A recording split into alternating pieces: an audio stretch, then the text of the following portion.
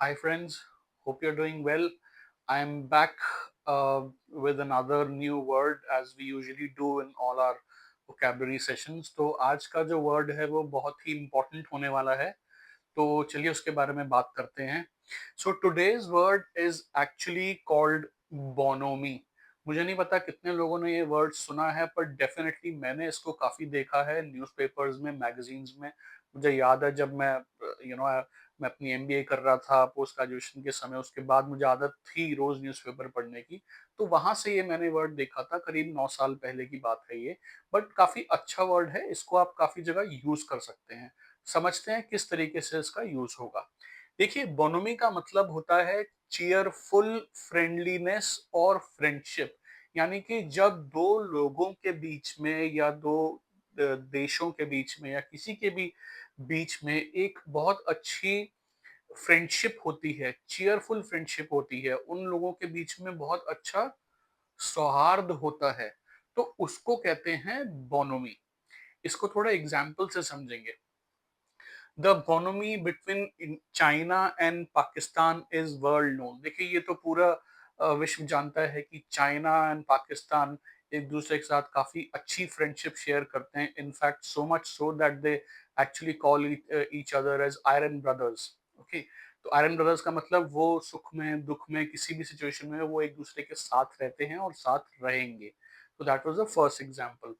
Second देखिए, the bonhomie between India and Pakistan was largely missing during the recent cricket match in Dubai.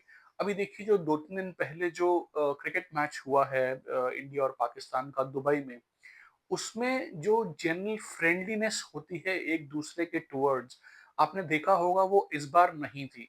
In fact toss के time पे भी मैंने सुना कि शायद कोई जनरल हैंडशेक नहीं था और बाद में भी ऐसा कुछ किया नहीं गया था. It was basically a tribute to for the Pahalgam victims. तो वहां पे वो जो बोनोमी, जो एक्चुअल फ्रेंडशिप वाली जो बात है वो मिसिंग थी. And that is quite natural also, क्योंकि जो भी अभी पिछले 4-5 महीने में हुआ है उसकी वजह से जो रिलेशनशिप इंडिया और पाकिस्तान के हैं वो वैसे ही स्ट्रेन हुए पड़े हैं. And a lot of people were of the opinion कि भाई क्यों ये मैच हो रहा है. Anyways, that's a separate topic. बात इस चीज की है कि हम ये समझना चाह रहे हैं कि उन दोनों की दोस्ती कहीं दिखाई नहीं दी उस लेवल पे जहां पे वो जनरली दिखाई देती है, because of obvious reasons. Third example समझिए. MS Dhoni's bonhomie with his fans seems genuine. देखिए, महेंद्र सिंह धोनी एक आइकन है इंडियन क्रिकेट के और एक ग्लोबल आइकन भी हैं. और उनके बहुत सारे फैंस हैं ग्लोब में. मतलब आप समझ लीजिए, जो लोग उनको इतना प्यार करते हैं और जिस तरीके से MS धोनी उनको रेसिप्रोकेट करते हैं, तो उनका जो सौहार्द है, उनकी जो एक फ्रेंडशिप है, एक चीयरफुल रिलेशनशिप है अपने फैंस के साथ में, वो काफी जेन्युइन लगता है, वो काफी रियल है, उसमें कोई फेकनेस नहीं है. तो उधर हम बोल सकते हैं that they actually share a very good friendship, a very amicable friendship with each other. That's why we are using bonhomie here in this sentence. चौथा सेंटेंस देखते हैं. Russia and India share a great bonhomie since last 5 decades. देखिए, Russia और India बहुत पुराने समय से एक दूसरे के मित्र रहे हैं, करीब 5 दशकों से. इनफैक्ट उससे भी पुराने रिलेशन रहे हैं रशिया और इंडिया के. उनके बीच में काफी जो है वो डिफेंस परचेजेस होता है, उसके अलावा और भी कई कई समझौते होते हैं, जहाँ पे काफी अच्छा रिलेशनशिप हम शेयर करते हैं. तो we are generally considered as good friends with each other. In fact इसी वजह से आपने देखा होगा रिसेंटली जो ट्रम्प ने 50% टैरिफ्स इम्पोज किए हैं, वो इसी वजह से किए हैं, क्योंकि इंडिया जो है उसने वो कंटिन्यू कर रहा है अपना ऑयल बाय करना, क्रूड बाय करना रशिया से, which to US doesn't seem very good. US को लगता है कि ये नहीं होना चाहिए, क्योंकि यूएस और रशिया आपस में जो है वो एक तरीके से उनका कोल्ड वॉर चलता रहता है. ये बहुत नोन चीज है काफी समय से.